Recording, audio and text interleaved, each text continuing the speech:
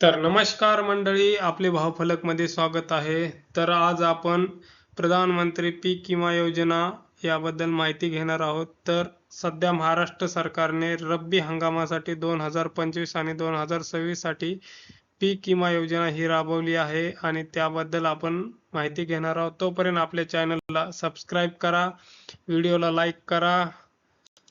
तर महाराष्ट्र राज्य शासनाने 2025-2026 रब्बी पीक विमा योजना ही चालू केलेली आहे. या योजनेचे मुख्य उद्दिष्ट असे आहे की नैसर्गिक आपत्तीमुळे पिकांचे होणारे नुकसान हे शेतकऱ्यांना आर्थिक रूपात संरक्षण देणे आहे. तर या योजनेचे प्रमुख वैशिष्ट्य आणि काही बदल. तर प्रमुख बदलामध्ये एक खूप मोठा बदल यावर्षी महाराष्ट्र शासनाने केला आहे. तो म्हणजे 1 रुपयामध्ये पीक विमा योजना जी होती ती सध्या बंद करण्यात आलेली आहे आणि आता शेतकऱ्यांना अधिसूचित पीक विमा योजनेत 1.5 म्हणजे 1.5% शेतकऱ्यांना पैसे भरावे लागणार आहेत.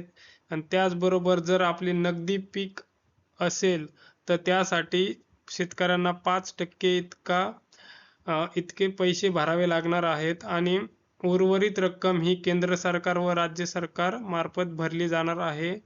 तर ही योजना 2025-2026 रब्बी हंगामासाठी आहे आणि ही योजना कॅप अँड कॅप मॉडेलनुसार राबवली जाणार आहे.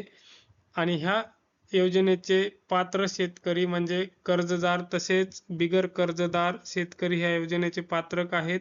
त्याचबरोबर भाडेपट्टाने जे शेतकरी शेती करतात ते देखील ह्या योजनेसाठी पात्र आहेत. मात्र त्यांच्यासाठी एक नवीन अट महाराष्ट्र शासनाने घातली आहे, ती म्हणजे भाडेपट्ट्याने शेती करणाऱ्या शेतकऱ्यांना भाडे करार पीक विमा योजना या पीक विमा संकेतस्थळावर अपलोड करणे बंधनकारक आहे.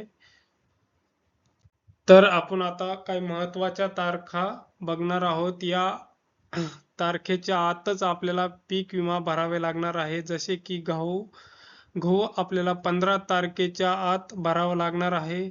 हरभरा 15 डिसेंबरच्या आत भरावा लागणार आहे. रब्बी कांदा हा देखील 15 डिसेंबरच्या आत भरावा लागणार आहे. मात्र ज्वारीसाठी 30 नोव्हेंबरच्या आत आपल्याला ज्वारीचा पीक विमा भरावा लागणार आहे. आणि उन्हाळी भात आणि उन्हाळी भुईमूग यासाठी 31 मार्च 2026 पर्यंत तारीख आहे. तर या योजनेद्वारे आपण फक्त रब्बी पिके यांचेच विमा भरू शकणार आहे, जसे की गहू, रब्बी ज्वारी, हरभरा, उन्हाळी भात, उन्हाळी भुईमूग, रब्बी कांदा.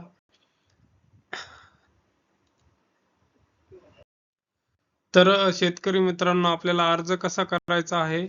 तर अर्ज करण्यासाठी आपल्याला PMFBY या पोर्टलवर जाऊन आपल्याला तेथे अर्ज करायचा आहे. धन्यवाद शेतकरी मित्रांनो. आपला व्हिडिओ आवडला असेल तर लाईक करा आणि चॅनलला सबस्क्राईब करायला विसरू नका.